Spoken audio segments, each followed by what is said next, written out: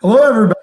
Welcome to our 2020 primary election virtual candidate forums. If you're on social media, please hit the share button. Make sure all your friends have the opportunity to see the discussion today as well. I am William Hatfield. I'm the editor of the Tallahassee Democrat, and I will be today's moderator. I'd like to thank our partners, the League of Women Voters of Tallahassee, and introduce Christine Coble, who will be asking questions on behalf of the League.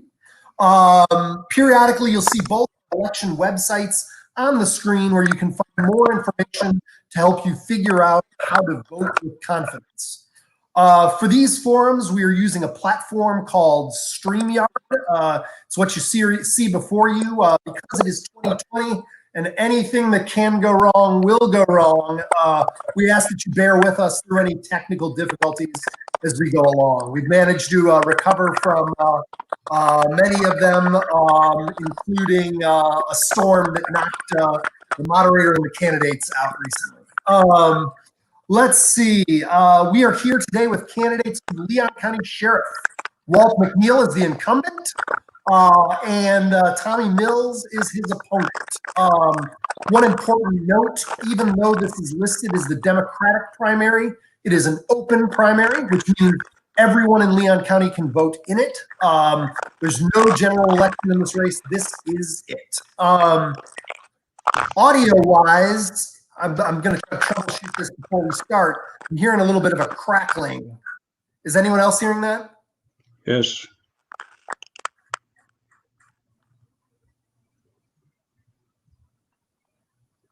Okay, hang on. Bear with us. We're troubleshooting.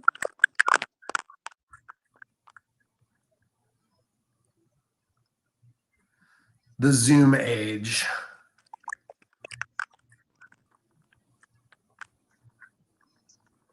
All right, I think it sounds better here. So here's how things will work today. We're going to take turns asking questions, and we'll rotate which candidate gets to answer first. We're going to ask you to keep your answers to about 90 seconds. I'll keep time. I have a bell, which I will ding when your time is up. Sounds like that. You don't have to come to a dead stop, but please finish your sentence quickly, and we will move along. In the middle, we'll have a lightning round where we ask you to keep your answers to just one sentence. If you're watching on Facebook or YouTube and you have questions for the candidate, go ahead and type them in the comments, and we'll get to as many of them as we can. The candidates themselves are also welcome to go into the Facebook feed and answer questions directly from voters. Time is very limited, so you can improve your chances of your question being asked if you keep it brief and polite. Make it a question that is applicable to all candidates. Any questions from our candidates? Otherwise, we're going to get. All right, let's jump in and start with the first question. I'm going to turn it over to the League of Women Voters to get us started. Thank you, William. What do you believe is the #1 challenge to the Leon County Sheriff's Office, and how would you address it? I believe we're going to start with you, Sheriff. Well, thank you, first of all, for the Democrat and the League of Women Voters for having this forum. I will tell you that without question, the greatest challenge we have going forward is being able to deal with the problem of the drugs that are coming from the cartels, Mexico, making their way through Atlanta into the Big Bend and particularly into Leon County. But we've got a plan to deal with that. And we're going to make sure that we get these plans in place, get the resources out there, working with our partners in all the law enforcement agencies from the county, city, and federal and state to combat that problem. All right.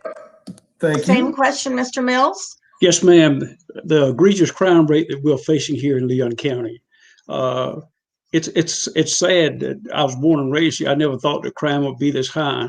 But we've got to do a better job of public safety must be priority one. When citizens are afraid to get out or having to exercise outside of their zip code, and that's unacceptable. We've got to do better. Our kids, our citizens, our youth, and everyone need to be able to depend on the sheriff's office, and know that they'll be there to serve them and to protect them.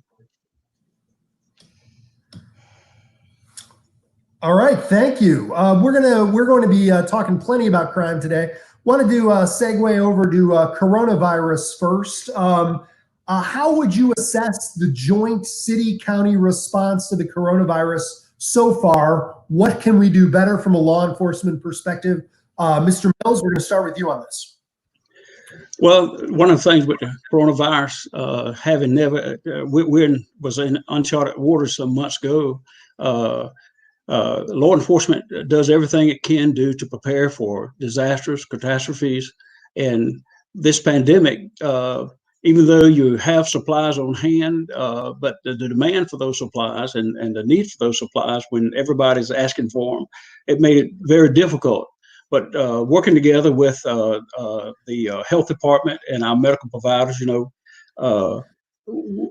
get on board real quick, and you adjust and you meet the need, and you have a medical staff at the sheriff's office facility, especially at the jail. You have people that a consultant that can advise you on how to better prepare yourself and how to try and prevent COVID-19 as much as you can. But because it's a moving part, it's still a work in progress. Thank you. Mr. Sheriff, same question. Well, thank you again. And the problem with COVID-19 has been just resources. At the very outset, we did not have the personal protection gear that we needed across the spectrum, the entire state, and in fact, the entire nation. So that was an impediment.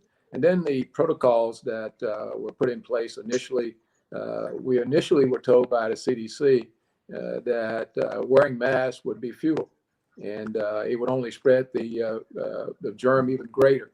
And to come full circle and to find out that it is perhaps the most important thing what we should do is to wear a mask, do the social distancing, and getting that message out to our citizens, not the city or county, or even the state for that matter, but the fact that we had so many mixed messages related to what we should do caused a lot of consternation and caused a lot of policies to not be adhered to by our public.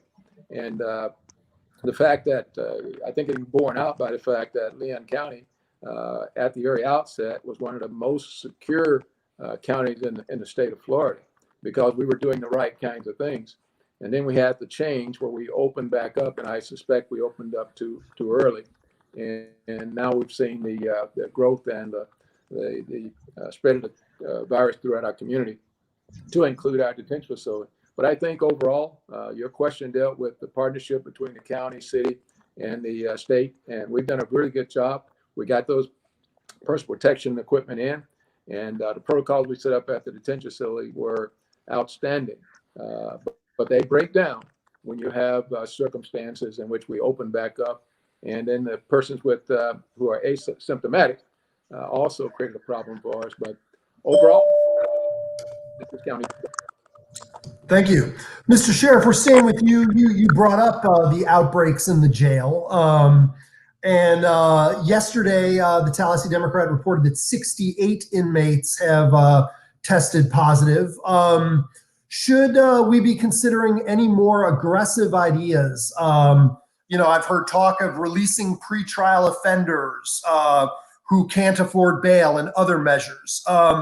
What are your thoughts and plans on the outbreak in the jail? Well, first and foremost, I want the public to know that of those persons who have contracted the virus, none of them are symptomatic. Or I should say, maybe one or two.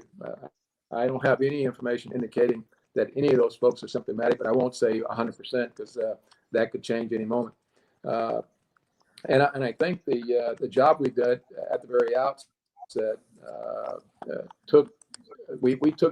in fact, we were the leaders in this. We took the detention facility and put it into a bubble, as we call it, where we quarantined and made sure anybody coming in. The one thing we could not account for is the number of persons who were asymptomatic coming into our detention facility. What I will tell you is that the persons who are there are getting perhaps better care than those of us who are at home and have the COVID-19, because those persons are receiving around-the-clock treatment. They're being seen every 4 hours by the medical staff there to check and see where they are. We're also trying to make sure that those persons who have underlying conditions, that they are separated. And we're looking at those persons who are 65 and older in our detention facility. We're trying to make sure we identify and keep those populations safe and removed. And lastly, we put the mask on in our detention facility. And we all know that, as I said at the outset, the masks were not recommended initially. And we had a hard time in getting those masks. But now we've got a vendor who will get us 60,000 masks anytime we want them. So we are in the process now of making sure those are disposable masks, which makes it more difficult. We have to get rid of those every day or so. Thank you. Mr. Mills, same question. Yes, sir.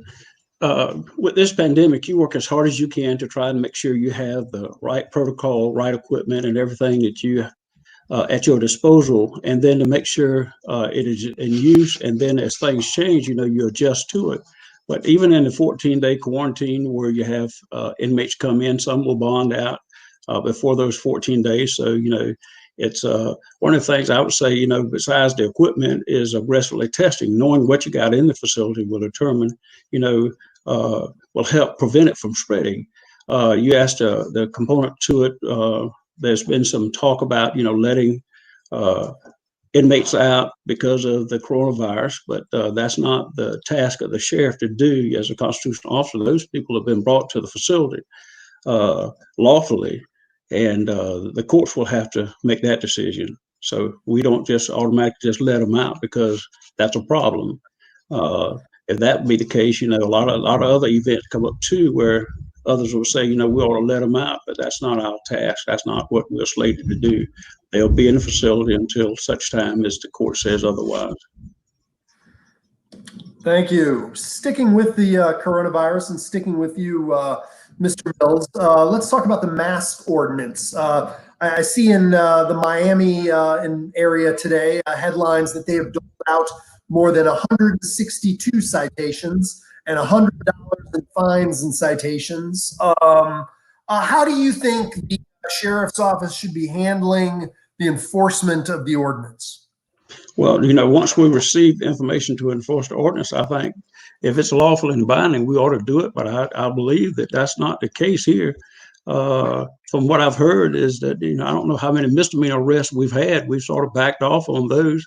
I had a friend go across town to buy some meds and got there. The pharmacy filled the medication prescription, and she paid them, and they said, "Thank you for paying me." So what kind of sense does that make? Well, others have been coming in, just taking stuff and walking out, and you call the police, call the sheriff, and nobody shows up. So that's just been a standard thing. And I've heard it, I went to the doctor's office. Somebody says, well, we sort of got it made now because of the pandemic. We can speed and y'all just blank your lights and keep going, So if medical staff can continue to work and we're law enforcement, then we ought to continue to work and to make sure that Leon County is safe. We ought to enforce it. Thank you. Mr. Sheriff, same question. I'd also ask if you have a sense if any fines have been issued by the sheriff's office so far. The position we've taken with respect to the mask is that we are trying to get voluntary compliance in every instance that takes place. In fact, I was talking with Judge Shulstrom just this morning about the masks and the efforts to police those. In most cases, the event takes place without a deputy being there.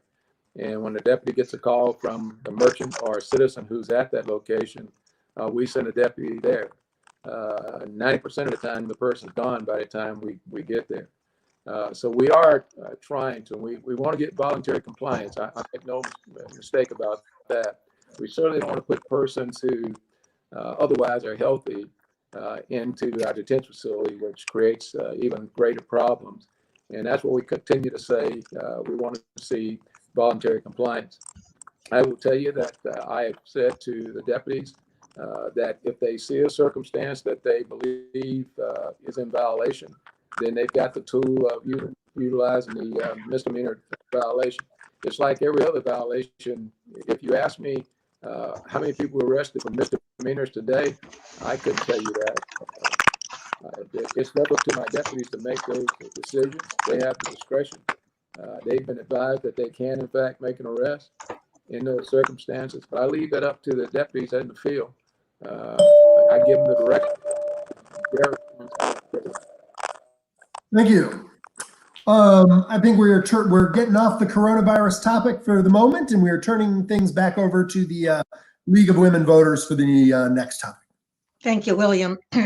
This question is coming from the League's forum partner, the Urban League. There's a lot of talk of the need to reform local law enforcement. What sorts of real and meaningful local law enforcement reforms would you support? And we're starting with you, Mr. Sheriff. Yes, we have been involved and engaged in what I call 21st century policing for the last almost 4 years now. We've been on the cutting edge of looking at law enforcement, not from an enforcement perspective exclusively, but looking at it from what is a healthy community and what role do we play as the sheriff's office in creating a healthy community in every respect.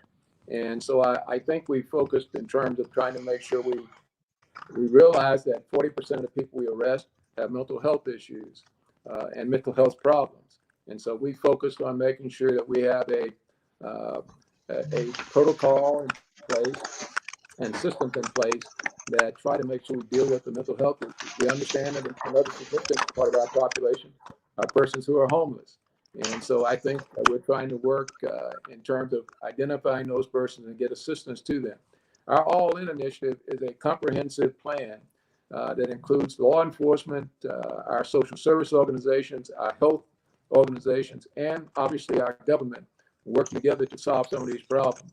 And I will tell you that I was involved in the purpose-built process where we try to bring and deal with the issues on the south side of Tallahassee, particularly poverty that creates crimes, crime circumstances. And I believe the purpose-built communities, and we get that going, and we have the funds now to do that, that's going to help us in terms of driving the crime rate down and building a greater community here in William County. Thank you. Mr. Mill, same question. Yes, sir. One of the things we've got to do is look at public safety and what's driving, especially our teen violence.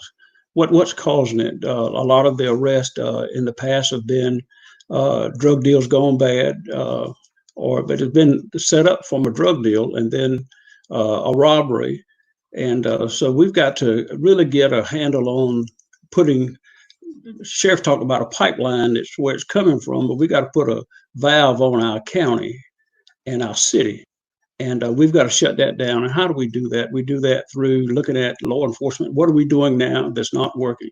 And then how do we become better partners with the community, being down in the community, not just a single community, all of our communities, because all of our citizens need to know that we are there for them and we can protect them. It's sad, but over the years, our children, our youth have felt as though they can't, they have to have a gun in order to protect themselves. And that's just an ingrained of crime that's in our community. We've got to do a better job of getting down in our communities, us all of them, and eradicating this crime, catching it and preventing it before it happens. After the fact, there'll be more death and things like that, but we want to get to the front side of it. Yeah, the mental ill issues are out there and a lot of them are self-medicating. So we've got to do a better job of focusing on, and then you've got to know too that most citizens don't know that these drug deals are not happening on the street corners anymore. They're happening in your parking lots, where people are driving up, one driving one way, one driving another way, one hand out the cash, the other one hand out the drugs, and they're happening right under our noses. So we got to do a better job of getting in the community and staying in our community and making our community safer. Thank you. Mr. Mills, we're going to stay with you. Okay. On your website, you say you have a, quote, proactive plan that will make Leon County and all its citizens safe again. Can you kind of give us the elevator pitch for that plan and the bullet point version in a minute and 30 seconds? Yes, sir. Fighting crime from the front line. I believe that it works when you're out there, because when you're out there in the streets, what you're doing is you're making contact with the citizens. You're saying to the citizens, "I'm gonna be here for you." You're saying to the criminals, "Look, Tallahassee, Leon County is no longer an open range for you to peddle your drugs and do your things, because we're going to be down here in the community." When we look at crime that's occurring here, one of the things is that the respect of the law doesn't seem to be in this county. We've got to do a better job of establishing that we're going to be down there. We're not going to let you just operate freely, and we got to say to the citizens, "Look, you can sit back on your porch again." Why? And then we're going to stop by. And it's like on Saturday night, these places that are open 24 hours, we know where they are. How come, we're not making rounds, how come we're not checking on some of the things we used to do? We've went to a new, more modern style, but we've left out some of the common sense stuff. We've got to stay down in our communities. We got to patrol. We got to work together collaboratively. Collaboration is utmost important. I see us, as when I become sheriff, having a task force coming out, a team task force to combat that crime. And we know that teams don't, when they operate, we know when criminals operate. We had not augmented our staff or nothing to meet those needs. And we got to do a better job of that. Thank you. Mr. Sheriff, same general question. Give us the elevator pitch for the plan you've been implementing and how it differs from Mr. Mills' plan. Well, it differs in that it is a plan. It's not just me saying that I got a plan. It's a plan. It's all in.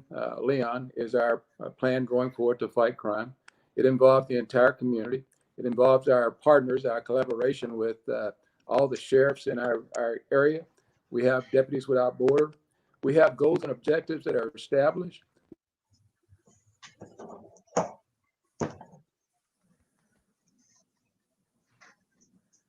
Uh-oh. And also, when he talks about the problems of, did I go off? Yeah, we lost you for a second, but now you're back. Did you stop hearing? So yeah, we lost you for a second, but you're back now. All right. Well, what I was saying was that we are, in fact, collaborating with our partners in our plan. We meet, and we do have task forces already that are working across this community. Our problem is, I said before, we have to deal with the insidious problems that exist on our streets, particularly in the drugs that are coming in. And we are always focused on the demand side. Our plan focuses both on demand and supply. For the first time, I think in the last 10 years or maybe more, you will have a plan where we're actually going after the cartels that are bringing drugs into Leon County. We're going to cut them off. At the same time, we're working with the youth of our community and young people who are actually out there trying to get that demand. So we're going to deal with this from both perspectives. And also, we're going to help build community. We understand that, and we say this all the time, law enforcement can't do this alone. And so our partners in businesses and hospitals, and I can't say enough about the Appalachian Mental Health Center and their partnership with them. We've got a plan, and it's in process. There are milestones, objectives, and goals, and we're achieving all those goals as we move forward. Thank you. So we have had 2 fatal shootings here just this weekend in city limits. They're cases the TPD responded to, but I think there's, you know, echoes that kind of go through the sheriff's office and just everywhere, really. One of the shootings last week occurred at a parking lot party. It involved a crowd of 300 people, all who I'd imagine are possible witnesses to the crime. You know, TPD put out an urgent appeal for community cooperation, saying that despite that, they had few leads. I mean, what does this say, I guess, about trust in law enforcement and kind of this possible code of silence? And what can lawmen do about it? Mr. Sheriff, we're starting with you on this. All right. Well, first, as I talked about the drugs previously, that circumstance was exactly that. It was a drug ripoff. Person, when you talk about these drugs and their impact, the drugs that young man had were 7 grams of Molly, and that drug's a cut drug. I know this is going to take more than my 130, but we have to make sure that we are dealing with this drug problem at every level. And that is a great example of the problem we've got. Those drugs sold for $5,000. Now, for most of us, we're not going to risk our lives for $5,000. The young person will, in fact, do that. And that's why it's so important. We cut off that supply line. We deal with the demand for the drugs on our streets, and we work cooperatively to do that. I talked to TPD about the circumstance you talked about. Truth is that they will solve that case, and I think they've already solved it because they did have people come forward. There are always groups and crowds that will not cooperate, but I will tell you the vast number of community persons do cooperate and they do tell what's going on. It just takes a little time because they don't want to get caught up in any type of retaliation. So we're doing some pretty good things, but you're right. We've got to stop that drug trade on our streets, and we're in full gear to make that happen. Thank you. Mr. Mills, same question. Yes. Repeat the question once again, please. Sure. So over the weekend, there was a fatal shooting at a lot party involving a crowd of 300 people, all possible witnesses to the crime. TPD afterward put out a urgent call for cooperation because they essentially did not have a lot of leads, despite all of those individuals there. My question is kind of what does that say about trust in law enforcement and this idea of a possible code of silence? You know, and what can lawmen do about it?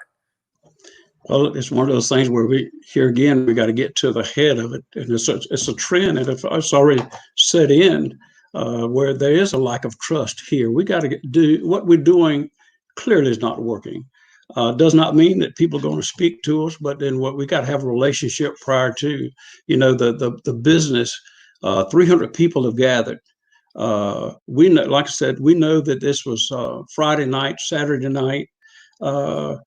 We know that, you know, we've got to do a better job of making sure that we're in our city, in our county, making rounds and trying not to let those kind of things convene. Because only good thing can happen when that many people convene is something that's bad. But we've got to have when it does happen, we can solve the crime. That's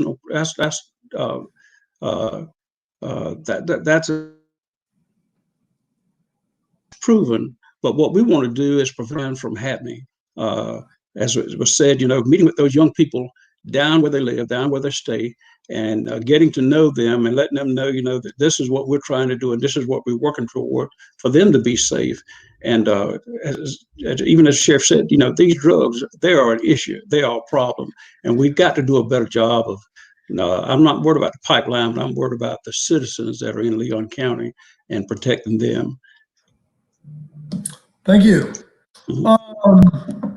Let's see. We're going to go to a question from Facebook here. And that question is, how do you view LCSO's roles within Leon County schools? And are there any ideas you have to improve this relationship, especially considering the current climate?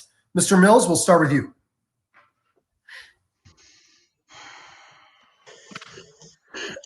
Our role in the schools have always been a great role, because when it was started, it wasn't to police, it was to actually bring about educational components to inform not only the school, but our students, that we're there for them to break down that barrier, that we are officer friendly, we're there to protect them. But at the latter part of it, if something does go down, we have protection already in the school.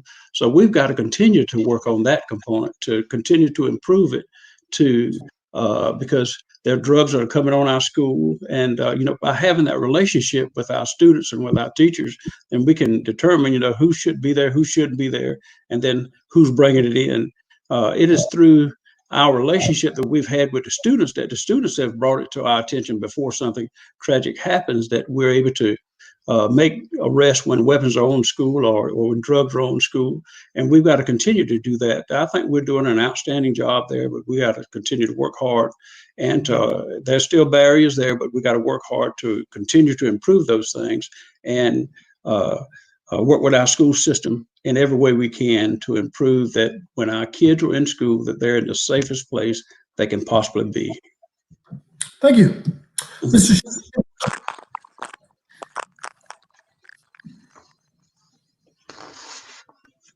Can you hear me, Mr. Sheriff? Same question. I could not hear the initial question. It had Oh, something to do sure. with school. Well, I can repeat it for you. The initial question is, how would you view LCSO's role within Leon County schools? And are there any ideas you have to improve this relationship, especially considering the current climate? Well, I think we have a really good relationship with the Leon County schools in terms of the fact that our school resource deputies are there, and they're engaged every day that schools convene. Obviously, school is now being virtual, which means we're trying to adapt and figure out exactly what that means for us in terms of how we interact with students.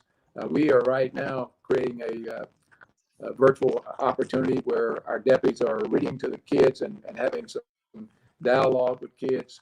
We're going to build on those kind of technological opportunities to engage with our students. We have Back on Track. If you probably know, it's a part of our All In initiative, where we are talking with students and young people about what their problems and issues are. And we're also working with the Department of Juvenile Justice in terms of those youth who find themselves in that system as well. We think that perhaps the best thing we can do is, one, stay vigilant with respect to when our schools do open back up, that we will be vigilant in terms of active shooters that may come on campus. That has to be something we continuously work on. We do that working with staff, and we also have to make sure that we are engaged with students. Quite honestly, the best way that we could stop some of the events that take place in our deputy, we always talk about the problems and the crimes we see, but we never talk about the number of situations where our deputies actually intervene. All right. I actually wanted to come back really quickly to this idea of the parking lot party. One of the things that kind of was emphasized in the TPD press release was that law enforcement's hands are tied when it comes to dealing with large crowds. I mean, is something like that? Do you need some sort of tool from either the commission or ordinance-wise to assist in kind of controlling situations like that, Mr. Sheriff? Well, the one thing that I've done, I continue to have a dialogue with Chief Revel in terms of the crowds. One of the things that I try to do is to make sure that he and I are both on the same page as we possibly can. The crowd situation, as I spoke to him on yesterday, my suggestion to him was, we will be there to assist, and I don't think that we need to jump in front of you. It's in the city, but I do want to know exactly how you're responding to these crowds and exactly what the strategies are. And I was happy to hear him say that he is putting back in place something that I started some years ago, and they're going to apply it to these locations where the crowds are, which is a party patrol event that has some strategies in terms of keeping those crowds under control and doing this at home, get all the strategies out there. So he's going to implement that as well. And if you recall, several years ago, when family would have their homecomings, they would try to take over streets, and I led that effort to make sure that we got those cars moving. We used a strategy that they could not stop on West Tennessee Street at all. We turned all the traffic lights on green, and they had to keep driving right through. And he's looking at doing some of the things like that. I have let him know that we are prepared to engage with him. Just let us know. And, Thank you. At this point, we're letting the police department handle that aspect of it, but we're ready to step in and do our part to assist. All right, Mr. Mills, crowd control. Yes, sir. As I said earlier, at that time of night and those many people, no good can really come out of it. My task was, as I said earlier, to have a team task force to patrol and to make sure that our citizens are safe, to include our teens. But as a constitutional officer, I don't have to wait on the police department to see that, people are gathered together, and then, to try to prevent a problem, I need to take action. When the deputies see it, they need to respond. And so that's where I'm at, is making sure that everybody is safe.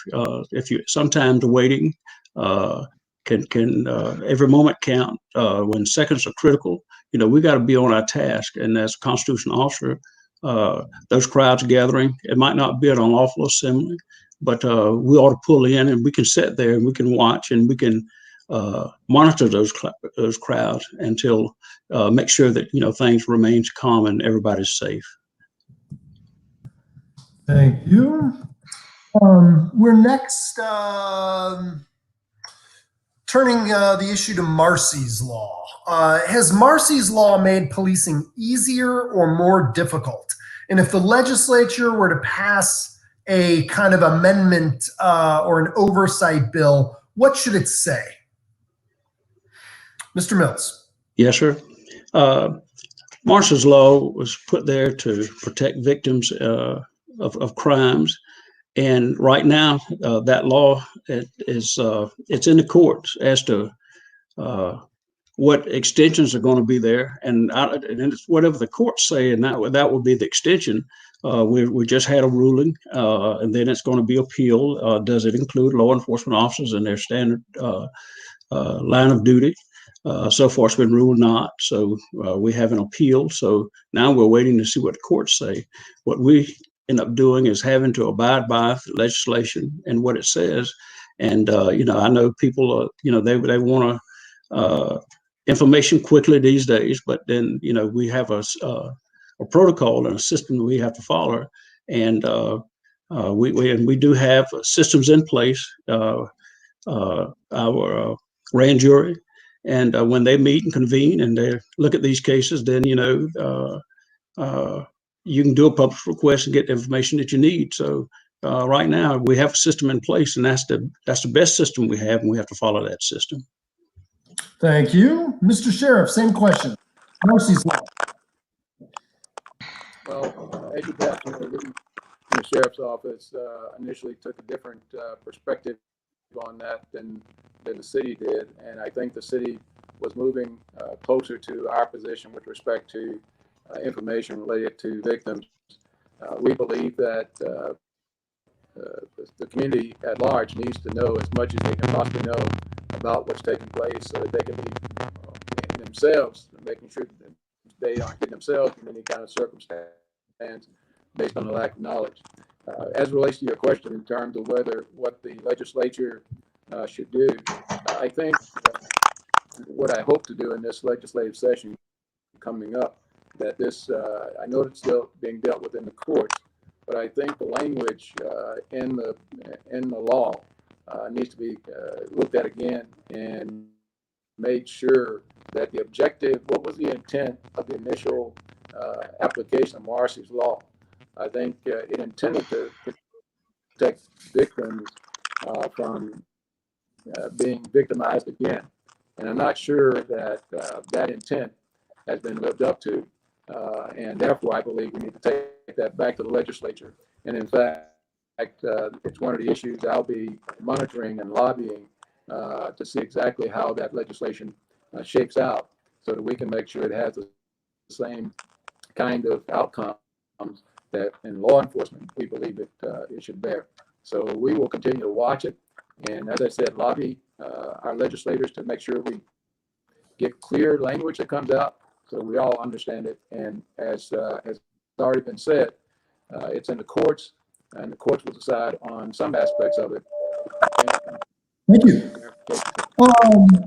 Mr. Sheriff, we're going to stay with you. We're going to turn things over to the League of Women Voters for the next question. Yes, thank you.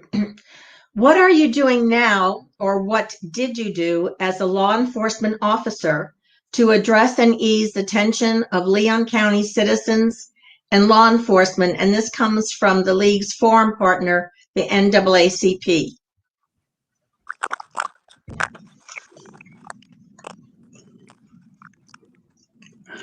And Mr. Sheriff, we're starting with you. I'll be honest with you, I could not hear the question. The question was, what are you doing now, or what did you do as a law enforcement officer to address and ease the tension of Leon County citizens and law enforcement? And it's a question from the NAACP. One of the things the NAACP has asked for years is that there be some sort of citizen group that looks at what we do in law enforcement. Now, there are some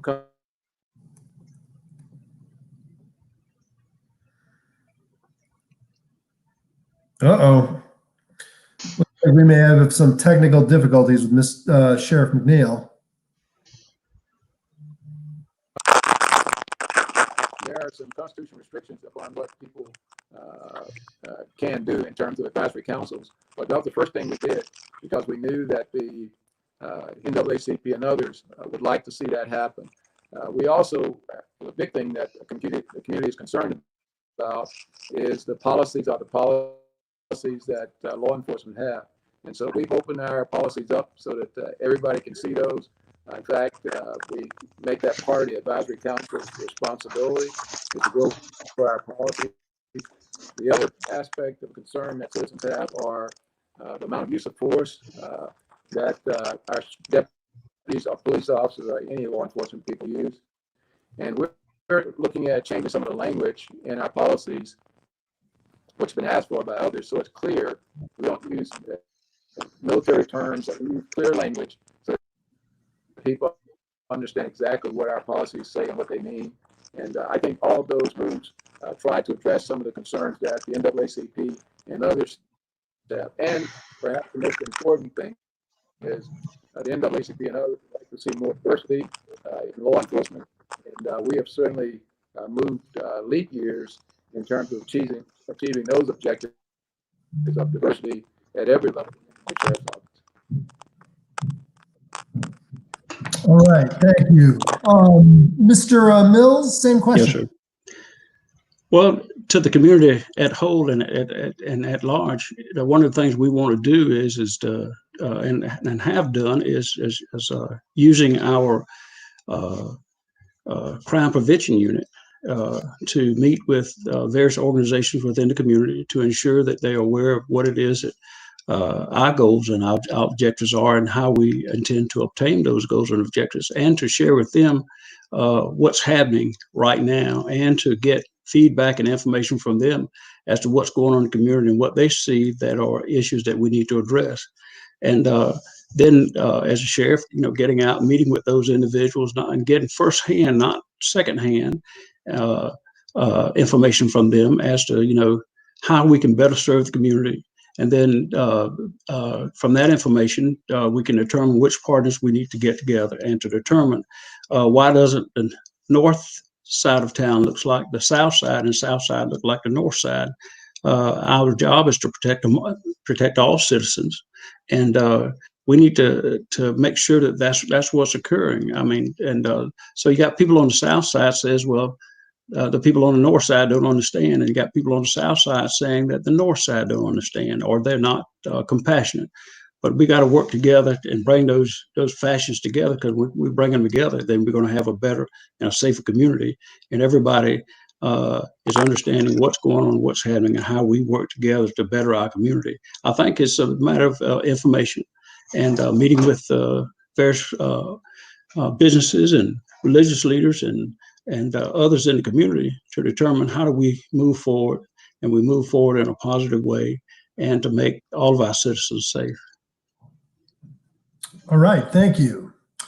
All right, I think we're going to take a 3-minute pause here and use our technical difficulties slide that we have set up to see if we can figure out Sheriff McNeil's what's going on the tech side with his video and audio. So if you can bear with us for 3 minutes, Randy, can we try to pull out the technical difficulty slide? I haven't seen it yet. Or are we going to have technical difficulties with the technical difficulties slide? Oh, it was 2020.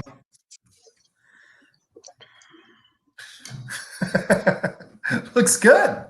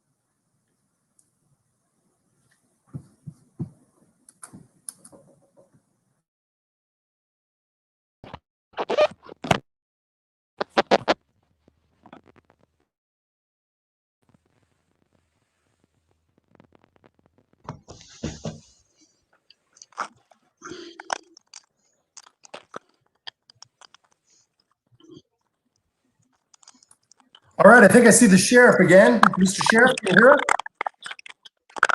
I can hear you. Still cracking. All right. Well, hopefully, by every count of it, that's the last of our tech difficulties. The audio is still a little crackly, but we can hear you at the moment. All right, our next question is, what does defund the police mean to you? Is there any part of that message that resonates with you? And do you see any place funding could be reallocated to better focus on policing priorities? Mr. Sheriff. Well, the defunding the police depends on who the person is that's making the assertion that we should defund. But I take the perspective, quite honestly, that what they mean is that there should be resources that go to some of those quality of life issues I talked about already, like mental health, the homeless, the persons who have drug addictions, the problem with poverty throughout our community. something to deal with the kids who are in Title IX schools. All of those things impact crime in our community, impact the quality of life. And we have to find ways in which we do a better job of trying to address those things outside of law enforcement. We should not have law enforcement officers responding to kids who refuse to go to school. When a mom calls and says, Johnny won't go to school, the call is to the police department or the sheriff's office. And that's not necessarily the best place to make those calls, but we don't have systems in place to deal with that. And I think that's what most of the folks who talk about that want to have is a dialogue. In most cases, sheriff's offices and police departments make up somewhere between 40 to 50% of the budget for the city and the county. And given that reality, people would like to sit down and see if there's something we can do different. I will tell you that I'm absolutely opposed to decreasing the budget of the sheriff's office. What we need to try to do, and we've been trying to do that, is stand up other services and take monies from other places to make that more holistic in terms of our approach. All right, thank you. Mr. Mills, same question. Yes, sir. Well, defunding the police, depending on who you talk to, it means different things. Like the sheriff, nobody wants to say, cut my budget. But what we do need to do, we can't discard what's being said and what's being talked about in regards to, is there a better way of handling some services? But when police get a call, or law enforcement get a call, it's not most time it's one of in crisis. When minutes counts and seconds are critical, you send the best person for the job. And if we're going to do defunding, and if we're going to do other means, right now those systems are not in place. If you're going to bring a mental ill person on to respond to a call, they're not part of the first responders group yet. And these other social workers, normally, they're dealt with, later in the week. But when you got a crisis, you need to send the best person you have, and that is that law enforcement officer, because he's been trained to deal with pretty much any kind of crisis. And a lot of times when you go, it could start off as just a routine scene, but it could escalate. And by the time, the officer gets there, sometimes when we get the information to respond to a call, we got fragmented parts of information. And when we get there, the scene is moved to something else. So when seconds count, our officers are the best. Thank you. All right, we're in the home stretch here. We're gonna shift to the lightning round really quickly. The rules here, one sentence. Of course, it can have an and a because and all that to explain it, but we're looking for one sentence to keep things moving kind of quickly here. Mr. Mills, we're going to start with you, and the first question is, in your opinion, what is the most important skill a Leon County sheriff should have? One sentence. The ability to lead, because we're going to find that whenever we are dealing with situations in the Leon County, you're going to have to be able to lead, and there can be a host of things that are going to come up that you're unaware of. Thank you. Sheriff McNeil, same question. Most important skill a Leon County sheriff should have? Sheriff deputy. Well, should have. Leading our people is perhaps the most important thing we can ever do, and to make sure that we are adaptable and changeable and flexible to deal with the problems that we face in our community. Thank you. And Sheriff, staying with you, what is the next big technological advance the sheriff's office needs to embrace? One sentence. Well, we've got to make sure that we have this community wired as much as we possibly can with as many cameras in our community that will help us fight crime.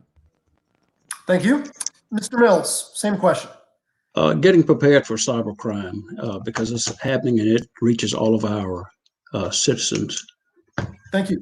Mr. Mills, what is the one place in Tallahassee that needs more of a law enforcement presence? The one place, there's no one place. Our entire county is in need of law enforcement service. Okay. And that's what we're charged to do. Okay, Mr. Sheriff, same question. Is there a place that needs more of a law enforcement focus? all of our communities require our service, no question about that. But we've got to do a better job of focusing on people with mental health issues. Okay. Do you, Mr. Sheriff, staying with you, do you support further decriminalization or legalization of pot and marijuana? No, my perspective on that is that in fact, marijuana fuels some of the violence we see on our streets. Thank you. Mr. Mills, same question. The answer would be no, because what happens is that when you stop someone from marijuana, most of the time you'll find other things that are occurring too that leads to greater things. Thank you. Mr. Mills, if you had to rely on one source for coronavirus information, who or what would it be? Say it one more time, sir. You had to rely on one source for coronavirus information, who or what would it be? CDC. Thank you. Mr. Sheriff. Yes, the CDC and our local health department. Thank you. Mr. Sheriff, currently the Sheriff's Office is considered a partisan race. Should the Leon County Sheriff be a partisan office? Well, it's a reality we have right now. And I can only speak to the reality. As long as it's a partisan race, if the legislature, somebody changes it, I will adapt and deal with that. But right now, it is what it is. Thank you. Mr. Mills, same question. It is a partisan race. I would like to see it be nonpartisan. Okay, thank you. So before we get to the closing here, we are close. We've just got two quick questions to go. I wanted to get a little more information, Mr. Sheriff. I hadn't heard a lot about the Mexican cartel issue until what you mentioned today. I'd like to hear more about that and what y'all specifically are looking to do about that issue. Well, that is perhaps one of the most important aspects of stopping the violence on our streets. Those cartels are sending drugs in our community without being impeded at all. I spoke to the sheriffs in Georgia along the Georgia-Florida line, and they told me that they don't have the resources to stop the drugs that are coming. There was a small sheriff's offices and police departments, and they wanted our help. And so we met with them, and we met with the federal government and said, is it true, all the data that we have? And they agreed, and they granted us the designation of a high intensity drug trafficking area corridor. And we're going to shut that corridor down. It doesn't mean we're not going to continue our efforts on the streets of Tallahassee and the streets of Leon County, but it does mean that we're going to try to take that fight to those persons who are benefiting greatly from the deaths that we see on the streets of Tallahassee. And we've got a tremendous plan that involves all of our partners, like I said, the Georgia sheriffs, Wakulla, Jefferson County, all of those counties in our efforts.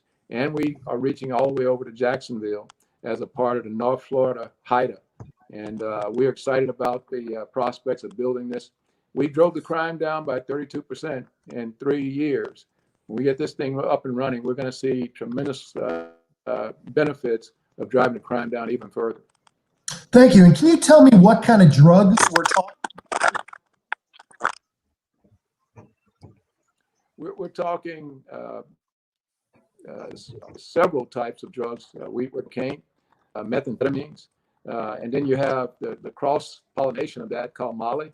And Molly has become the drug of choice in many instances in our community, along with marijuana. And all of those drugs are traded from Mexico up through Atlanta and into South Georgia, unimpeded. And that's the problem we've been talking about, and we've been looking at this for years, but we figured out exactly what the problems are, and we're going to shut that door. Thank you, Mr. Sheriff. Mr. Mills, same question. What can we do about this idea of drug cartels, and drugs coming through, Atlanta and South Georgia? Well, I'm under this, is that the same bringing in or the same routes can keep it out. we need to do a better job. I would definitely not work with partners to shut down those quarters, but I would definitely work toward those quarters that bring it into Leon County. That would be my focus, is to make sure that, you know, they can supply it to a point, but when it comes to Leon County, I do all I can to focus my efforts here and to shut that down. Thank you. All right, League of Women Voters is going to have the last question, and then we're going to give you a couple minutes to close things out. Thank you, candidates, for bearing with us today. Just going to be a little bit over to the League of Women Voters. Thank you. How would you respond to citizens who support the creation of an independent police review board, and what are your thoughts on such a board for the sheriff's office? Mr. Mills, we'll start with you. Okay.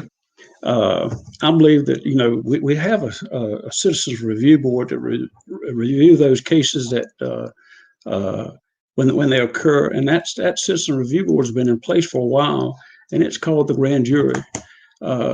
While I would listen and entertain information to that, but I think the grand jury has been working, and it continues to work. And then as a constitutional officer, we answer to the citizens.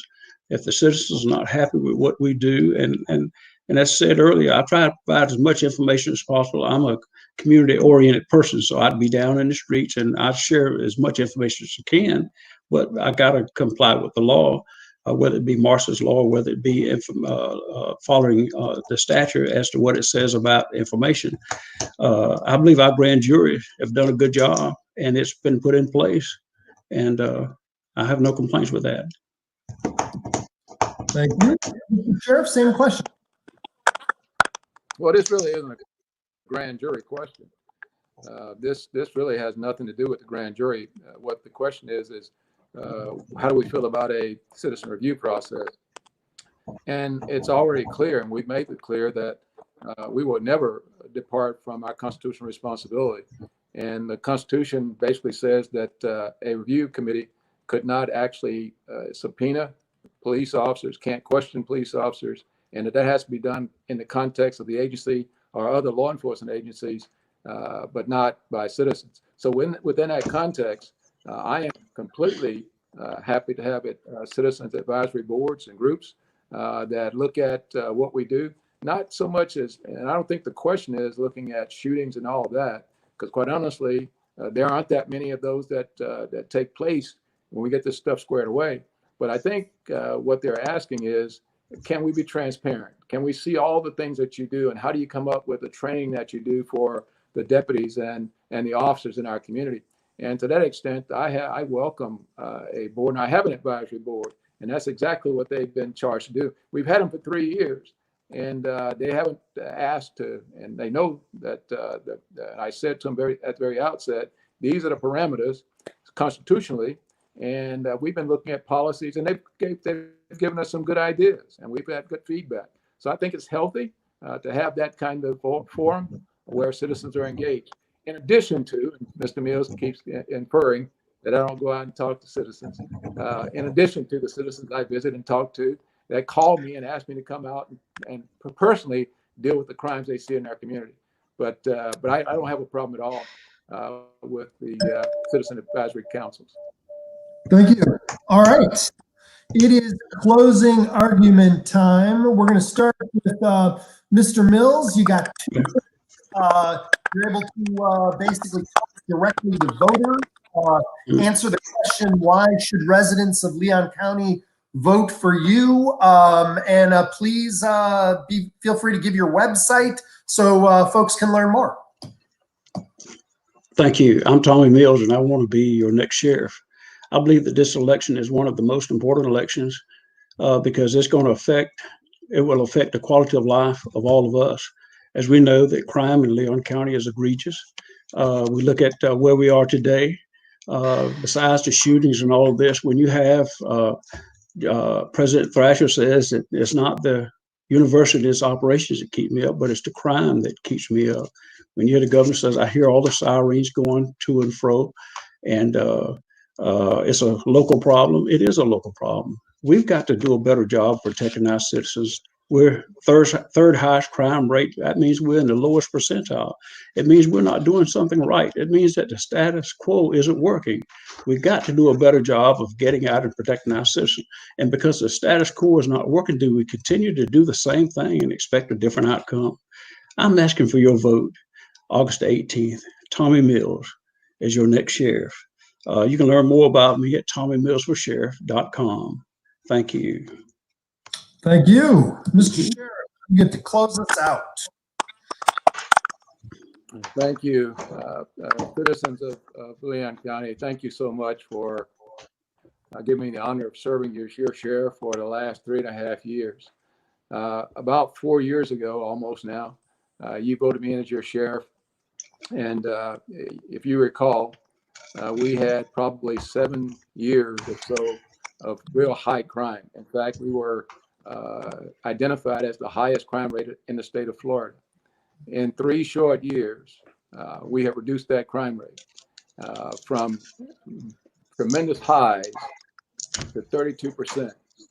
Now, some people want to ignore that, but that is actually I give my deputies and our partners, TPD and others, credit for the progress we've made. No, we have not eradicated crime, nor have we gotten to the full application of my plan and my policies.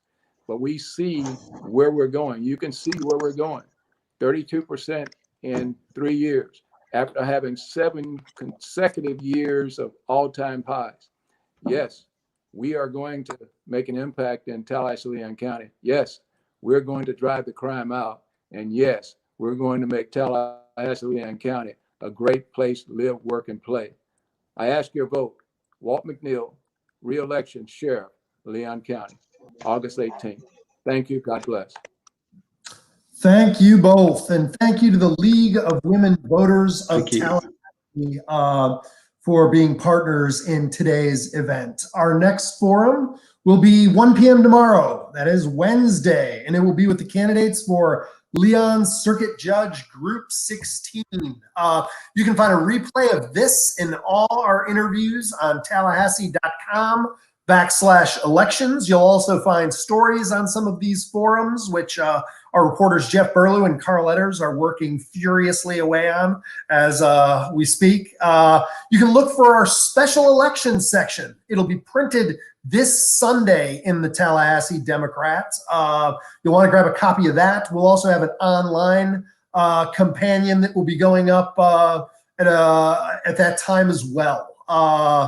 That's what we got. Thank you all. Have a great day, and we'll see you next time. Thank you.